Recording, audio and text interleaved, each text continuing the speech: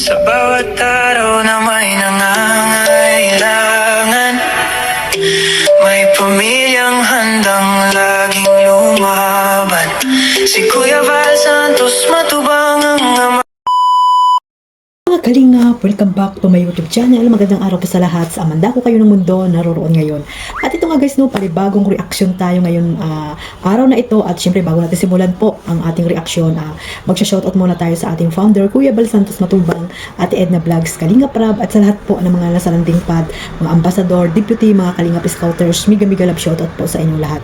At syempre sa mga OFW, yung mga nandiyan po sa Pilipinas, at yung mga sponsor na walang sawang sumusuporta po sa buong Team Kalingap, shoutout po sa lahat. At ganoon din po sa mga reactor na mga kasamahan ko po na nandito sa Kalingap, especially po sa Bios, Karipa, Strikers, Kamori, Watchers, at sa lahat po ng mga grupo, iba't ibang grupo po ng mga reactor na legit. Shoutout po sa inyong lahat mga Kalingap. Ito mga Kalingap, no, ituloy-tuloy na po natin ang ating reaction dito sa isang matanda na talagang binas po itong si Baby Carla mga Kalingap, no. Sinend lang po ito sa akin, no, ng isang nagmamahal syempre sa Jomcar, especially po sa kay Carla bilang isang Kalingap Angels at beneficiary po ni Kalingap Rab. At syempre, sabi nga ni Kalingap Rab, dapat yung mga Kalingap Angels ay pinoprotektahan po natin yan sa mga basher, no? Hindi dapat natin i-tolerate sa mga basher na walang magawa sa buhay, lalo na po yung mga katulad nito na matanda na ay talagang grabe po ang mga sinasabi din dito kay Carla. At talagang bulag, no, at bingi.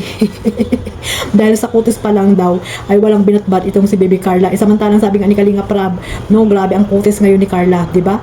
At hindi po yan lagi na tinitingnan natin sa mga panlabas na kaanyuan, di ba mga Kalingap? No, tingnan din natin yung mga kung panloob na katangian ng isang tao. At yung mga bata pa na yan ng mga Kalingap Angels na dapat tayo po yung nagpoprotekta sa mga basher, pero tayo nangunguna na ibas po sila mga Kalingap. Lalo na po itong matanda na to na grabe po, lola na po yan ni Carla, no? Pero yan po, siguro nga yan, bingi.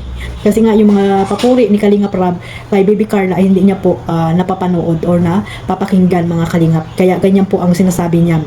No, dapat kasi yung iba po mga Kalingap hindi na nagka-caption ng parang pagkukumpara dito kila Beyonce, dito sa kila Joy, di ba, kila Carla. Kaya tuloy, no, nagiging magulo tuloy yung mga supporters. Syempre may kanya-kanya po yan silang idol na gustong-gusto, di ba mga Kalingap. Kaya yung iba, no, alangan namang hindi nila ipagtanggol yung kanilang mga gustong mga Kalingap Angels, di ba? Kasi nga may mga viewers, no, may mga followers na talagang hindi natin mapi-please kung ano yung gusto nilang sabihin sa kanilang mga idol or sa mga iba pang mga Kalingap Angels, lalo na po sa larangan ng pagandahan. Talagang iba po ay hindi nagpapatalo mga Kalingap, no, talagang nakikipag bakbakan pa kung ano yung mga negative comment na ginagawa dito sa mga Kalingap Angels. Like ito po mga Kalingap, nakita nyo naman po ang babae na yan or matandang gurang na yan, no, na ayan, no, dapat po kayo nirerespeto, no? Nirerespeto po dapat kayo. Pero kayo yung unang mga nagsasabi ng kung ano-ano dito sa mga Kalingap Angels, no? Tingnan niyo naman po yung mga ginagawa ni Carla, no? Buti pa nga si Carla, 'di ba? Nagagawa niyang charity, no? Mamigay ng mga ayuda. Kayo po, ano po yung nagawa niyo sa inyong tawag dito sa inyong baryo? Ano po ang nagawa niyo? Mabuti nga si Carla Kalingap Angels, nag-aaral pero nakakapag bigay ng mga regalo sa kanilang mga kapitbahay. Nung Pasko nabigay siya ng mga alam ko nabigay yan si Carla, no, mga batang hindi nakakatikim ng chocolate, di ba, yung kanyang mga tita, tito na noon ay talagang hindi nakakatikim ng bigay ng pamasko, mamamasko pa sa ibang tao. Pero ngayon kay Carla sila lumalapit para si Carla naman ang magbigay sa kanila. At ikaw Lula, anong nagawa mo sa buhay mo?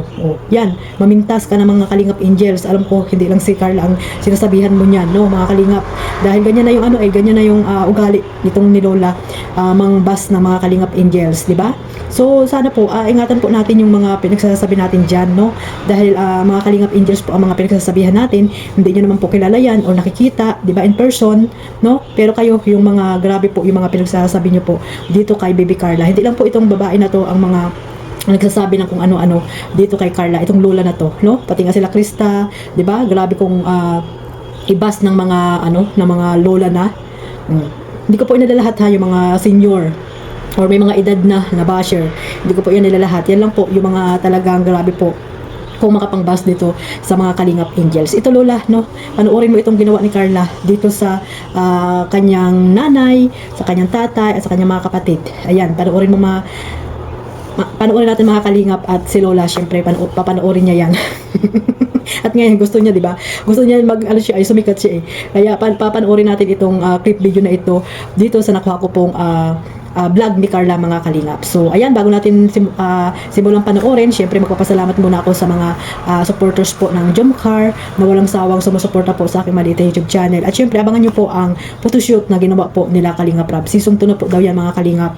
At alam natin na lahat po ay excited po sa gaganaping birthday din, syempre, ni Carla Bells. Ayan, 20 years old na at talagang dalagan-dalaga na talaga si Baby Carla. At alam ko, masaya po ang mga supporters po dito sa gaganaping kaarawan ni Baby Carla. At syempre yung aabangan po nating upload ni Kalingap Rab dito sa part 101, no, ng Jomcar. Kaya ayan mga Kalingap, panoorin muna natin itong nakuha ko pong clip video dito kay Baby Carla. Ayan, God bless po sa lahat mga Kalingap.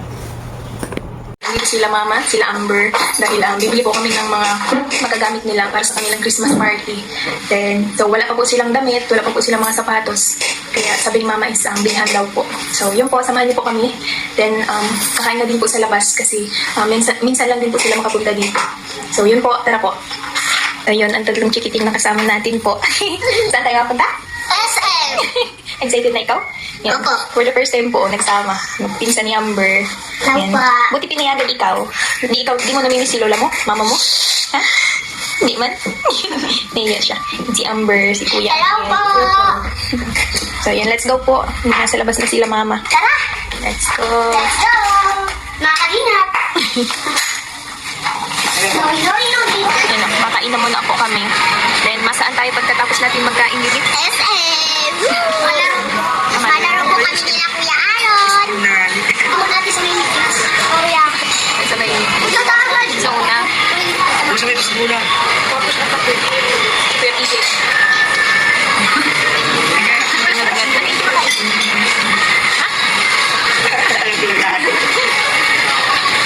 Happy Amber. Kailan ang Christmas party nila, Bibi? 17 po ate. Mama, ang laman ng regalo ni... Ano ito, Jollibee party? Mama, ang laman ng regalo ni 50. 50 ang exchange Tapos gift. ang gatong... Ano man lang po. Pagkain. Mga pagkain. Sobrang saya ko po dahil makakalaro naman tayo. Pang si Amber. Hey, grabe!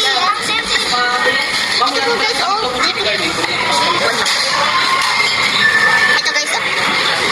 Bagay ba? Joke lang. Sabi Joke lang talaga. po. Yan po yung order namin. Nagkakain na sila. Joke lang.